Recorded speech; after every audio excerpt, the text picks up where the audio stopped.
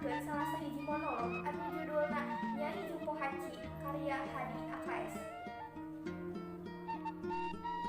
Tidir-tidir kerusuhan, jauh ka pasar, kasampak jalma-jalma keur lagi mung dihareupeun rose beas.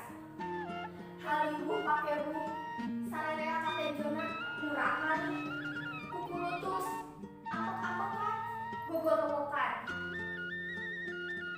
Pak, kuring geus 3 poe teu dahar, nya rasli ngaleungit, beas beurieun ge eueuh. Ieu naha, kuring kabagian beas hapeu kieu, boa-boa beas plastik ieu mah. Kasadayana, pan tadi abdi tos nyarios, beas teh tos leep, teu acan aya deui kiriman. Teu apal kitu kuring sarerea ngayeuseun teu dahar.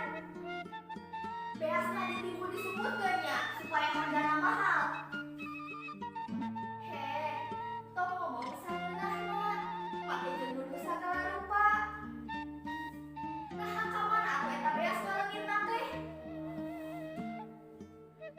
Jelas mah, kuring mah teu nimbun, tanyakeun tuh ka pamarentah. Wah, pamarentah teu becus ngokolakeun beas teu rahayan. Aing ngelapan, eueuh beas. Aing saksara tapi loba nu sarenang. Kamana beas ngaleungitna teh setan? Bapak